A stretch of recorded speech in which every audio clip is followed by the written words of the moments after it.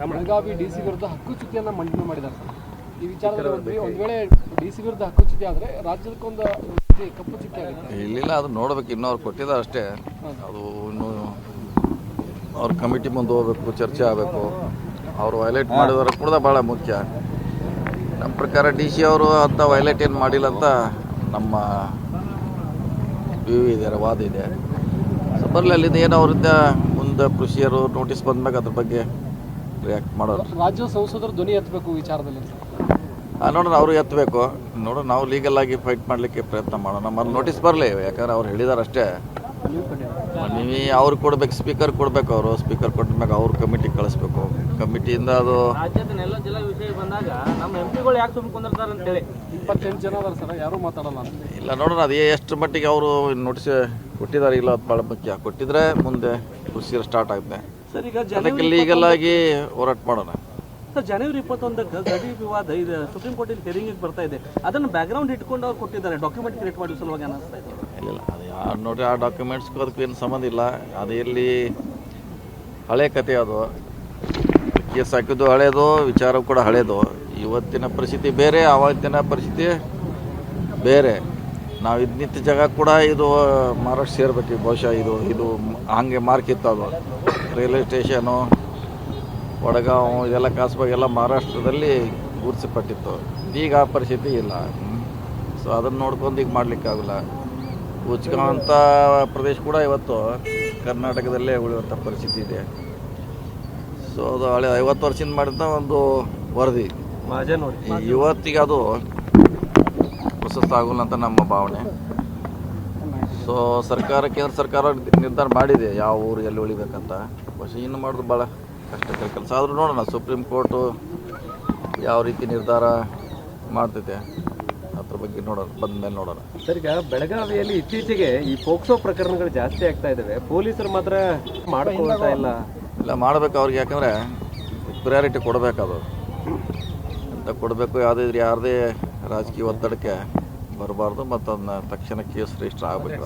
ಸಚಿವರೊಬ್ಬರ ಒತ್ತಡಕ್ಕೆ ಮಾಡಿದ ಒಬ್ಬರನ್ನ ಕೇಸೇ ಹಾಕಿಲ್ಲ ಸರ್. ಒಂದು ಗ್ರಾಮೀಣ ಪೊಲೀಸ್ ಠಾಣೆ ವ್ಯಾಪ್ತಿ ಒಳಗೆ ಅವರು ಅಶ್ಲೀಲವಾಗಿ ಮೆಸೇಜ್ ಮಾಡಿದ್ದು ಎಲ್ಲ ದಾಖಲೆಗಳಿದ್ರು ಕೂಡ ಈ ಸ್ವತಃ ಗ್ರಾಮಸ್ಥರೇ ಅವ್ರಿಗೆ ಹೊಡೆದು ಪೊಲೀಸರಿಗೆ ಒಪ್ಪಿಸಿದ್ರು.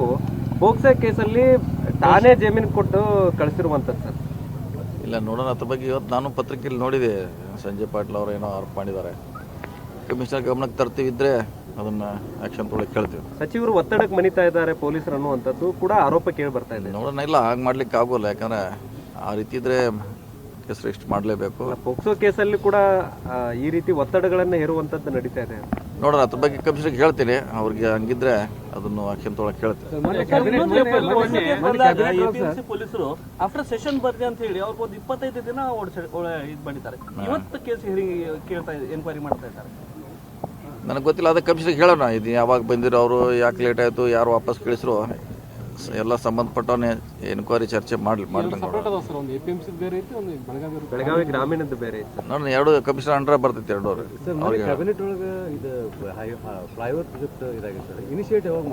ಇನಿಷಿಯೇಟಿವ್ ವಿದಿನ್ 2 months ಅಂತ ಹೇಳಿದ್ದೀನಿ ನಾನು. ಯಾಕಂದ್ರೆ ಟೆಂಡರ್ ಆಗಬೇಕದು. ಟೆಂಡರ್ ಆದಮೇಲೆ ಒಂದು 2 months ಬೇಕಾಗ್ತಾರೆ. ಅಂದರೆ ಫೆಬ್ರವರಿ ಎಂಡ್ ಅಥವಾ ಮಾರ್ಚ್ ಫಸ್ಟ್ ವೀಕ್ನಾಗ ಅಂದರೆ ಕಾಮಗಾರಿ ಪ್ರಾರಂಭ ಮಾಡ್ತಾರೆ. ಕಾಮಗಾರಿನ ಆಕೈತೆ ಸರ್. 275 ಏನಿದ್ರಿ,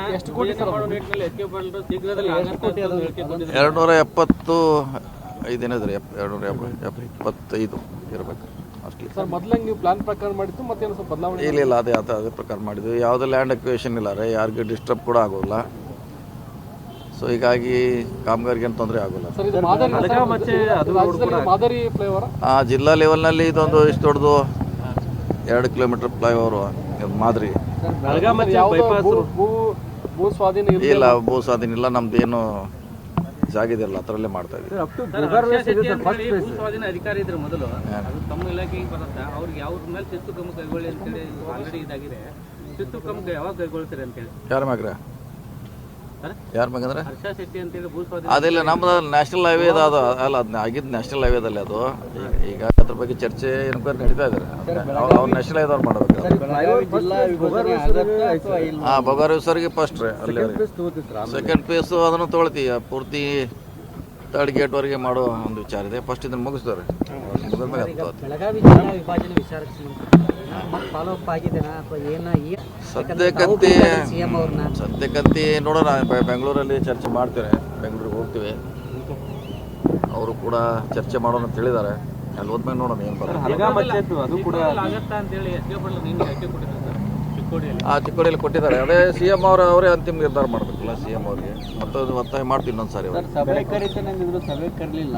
ಬೆಂಗಳೂರಲ್ಲಿ ಏನಾದ್ರು ಬೆಂಗಳೂರಲ್ಲೇ ಕರಿಬೇಕು, ಬೆಂಗಳೂರಲ್ಲೇ ಸಭೆ ಸೈಲೆಂಟ್ ಆಗುತ್ತೆ ಅನ್ನೋ ಸಭೆ ಅಂತ ಕರಲೇಬೇಕು. ಯಾಕಂದ್ರೆ ಶಾಸಕರ ಅಭಿಪ್ರಾಯ ಬೇಕೇ ಬೇಕು. ಒಮ್ಮೆ ಎಲ್ಲ ತಾಲೂಕಿನವ್ರ ನಿಯೋಗಗಳು ಗೊಂದಲಕ್ಕೆ ಸೃಷ್ಟಿ ಆಯ್ತು. ಪ್ರತಿಷ್ಠೆಗೆ ಇದು ಆಗಲಿಲ್ಲ, ಗೊಂದಲಂತಿ ಆಗಿದೆ, ಅದರ ಏನು ಪ್ರಶ್ನೆ ಇಲ್ಲ.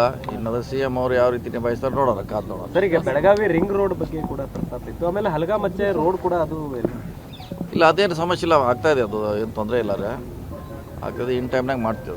ರಿಂಗ್ ರೋಡ್ ಇನ್ ಟೈಮ್ನಾಗ ಮಾಡ್ತೀವ್ರೆ. ಅದು ಮೊದಲಿನವ್ರಿಗೆ ಕೆಲಸ ತೊಗೋಬೇಕಾ ರೀಟೆಂಡರ್ ಮಾಡಬೇಕು ಅನ್ನೋದು ನನಗೂ ದಿಗ್ಬಿದ್ದಿದ್ರು. ಅದು ಯಾಕಂದ್ರೆ ಭಾಳ ಡಿಲೇ ಆಗಿದೆ, ಲೇಟ್ ಆಗಿದೆ, ನಾವು ಮಾಡೋಲ್ಲ ಅಂತ ಅವ್ರು ಮಾಡದೇ ಹೋದರೆ ಹೊಸ ಟೆಂಡರ್ ಮಾಡಿ ಮಾಡಬೇಕು ಅಷ್ಟೇ.